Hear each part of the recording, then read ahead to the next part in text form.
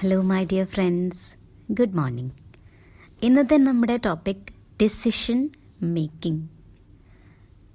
മനസ്സ് ഒരു മാന്ത്രികക്കൂട്, മായകൾ തൻ കളിവീട്. ഇതൊരു ഫേമസ് ഫിലിം സോങ്ങിൻ്റെ ആദ്യത്തെ വരികളാണ്. ഇത് ഡിസിഷൻ മേക്കിംഗ് ആയിട്ട് നമുക്ക് കണക്ട് ചെയ്യാൻ പറ്റും. കാരണം ഈ കളിവീടിൻ്റെ ഉള്ളിലിരുന്നാണ്, മായകൾ തൻ കളിവീട്ടിലിരുന്നാണ് നമ്മൾ ചിന്തിക്കുന്നത്. ജനനം മുതൽ മരണം വരെ ഈ മൈൻഡിൻ്റെ ഈ പ്രോസസ്സ് ഇങ്ങനെ നടന്നുകൊണ്ടേയിരിക്കുന്നു. ഫോർ എക്സാമ്പിൾ, നമ്മളുടെ മനസ്സ് ഒരു പേപ്പറായിട്ട് കരുതാം. ഓക്കെ, അതിൽ 2 columns, accept or reject, 2 columns ഉണ്ട്.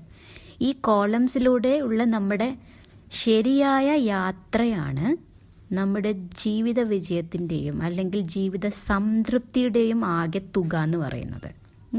ഏത് റിജക്റ്റ് ചെയ്യണം, ഏത് അക്സെപ്റ്റ് ചെയ്യണം. ഇപ്പോൾ 10th സ്റ്റാൻഡേർഡ് കഴിഞ്ഞ ഒരു കുട്ടിക്ക് നമ്മൾ പറഞ്ഞു കൊടുക്കുന്ന ഒരു കാര്യം എന്ന് പറഞ്ഞാൽ +1 ഏത് ഗ്രൂപ്പാണ് എടുക്കേണ്ടത്.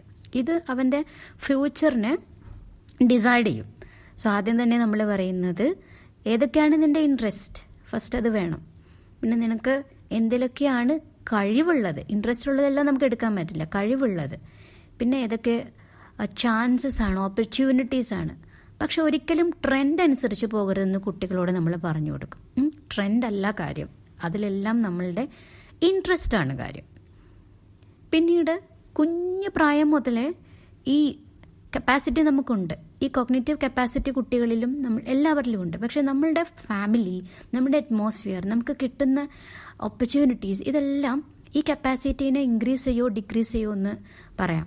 കാരണം എപ്പോഴും എല്ലാ കാര്യങ്ങളും ചെയ്തു കൊടുക്കുന്ന പാരൻസിൻ്റെ കുട്ടികൾക്ക് ഡിസിഷൻ മേക്കിംഗ് കപ്പാസിറ്റി വളരെയധികം കുറവായിരിക്കും. അതിന് പ്രത്യേകിച്ച് ഒരു എക്സ്പ്ലനേഷൻ്റെ ആവശ്യമില്ലല്ലോ. പിന്നെ നിങ്ങളൊരു ചൊല്ലി കേട്ടിട്ടുണ്ടല്ലോ, നാളെ നാളെ നീളെ നീളെ, അല്ലേ? ഇപ്പം നമ്മൾ ഇതിങ്ങനെ ചെയ്യണം എന്ന് ചിന്തിച്ചു, പക്ഷേ അത് ചെയ്യേണ്ട സമയത്ത് കൃത്യമായിട്ടത് ചെയ്തില്ലെങ്കിൽ ഒരിക്കലും അത് നടക്കാത്ത ഒരു കാര്യമായി മാറും. സോ ചെയ്യേണ്ടത് ചെയ്യേണ്ട സമയത്ത് ചെയ്യുക. പിന്നെ what you think that you are, what you read that you are, what you eat that you are എന്ന് എവിടെയോ ഞാൻ വായിച്ചിട്ടുണ്ട്. അപ്പോൾ ഇത് ഡിസിഷൻ മേക്കിംഗ് ആയിട്ട് കറക്റ്റായിട്ട് യോജിപ്പിക്കാൻ പറ്റും. കാരണം എന്ത് വായിക്കണം, എന്ത് ചിന്തിക്കണം, എന്ത് കഴിക്കണമെന്ന് നമുക്ക് ഡിസൈഡ് ചെയ്യാൻ പറ്റും. അത് നമ്മൾ എന്താണെന്ന് നിർണ്ണയിക്കും. നല്ല പുസ്തകങ്ങൾ വായിക്കുക, നല്ലത് ചിന്തിക്കുക, നല്ല ന്യൂട്രീഷ്യസ് ആയ ഫുഡ് കഴിക്കുക, ഇതൊക്കെ നമ്മളാക്കി മാറ്റാണ്. പിന്നെ നമ്മൾ ഏറ്റവും കൂടുതൽ നമ്മളെ അഫക്റ്റ് ചെയ്യുന്നത് സൊസൈറ്റിയാണ്. സൊസൈറ്റി എന്ത് ചിന്തിക്കും, ഞാൻ ഇങ്ങനെ ചെയ്താൽ അവരെന്ത് പറയും, അങ്ങനെയൊന്നും ചിന്തിച്ചാൽ ഒരിക്കലും നമ്മളുടെ മനസ്സാക്ഷിക്ക് ശരിയെന്ന് തോന്നുന്നത് എടുക്കുന്നതാണ്. അതാണ് യഥാർത്ഥ ഡിസിഷൻ മേക്കിംഗ് എന്നാണ് എൻ്റെ അഭിപ്രായം. പക്ഷേ അത് മറ്റുള്ളവരെ അഫക്റ്റ് ചെയ്യാൻ പാടില്ല.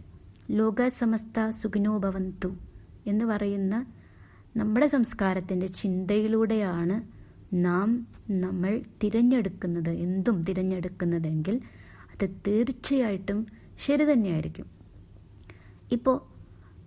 പെട്ടെന്നിപ്പോൾ നമ്മൾ അനലൈസ് ചെയ്യുന്ന കാര്യം പറഞ്ഞു ഡിസിഷൻ മേക്കിങ്ങിന്. ഇപ്പോൾ ഒരു നാച്ചുറൽ കലാമിറ്റി വന്നു, ഒരു ആക്സിഡൻറ്റ് പറ്റി ഒരാൾക്ക്. അപ്പോൾ നമ്മളിങ്ങനെ ഡിസിഷൻ എടുത്തുകൊണ്ടിരിക്കാൻ പറ്റുമോ? അത് പെട്ടെന്ന് തന്നെ ചെയ്യേണ്ട കാര്യമാണ്. ഇതെല്ലാം ഒരു മൈൻഡ് സെറ്റാണ്. അപ്പോൾ മൈൻഡ് സെറ്റും ഡിസിഷൻ മേക്കിങ്ങിന് ഏറ്റവും വലിയ കാര്യമാണ്. So it is A highly cognitive capacity. അതിനെ നമുക്ക് ഇൻക്രീസ് ചെയ്യാൻ പറ്റണം without affecting anybody. Thank you everyone.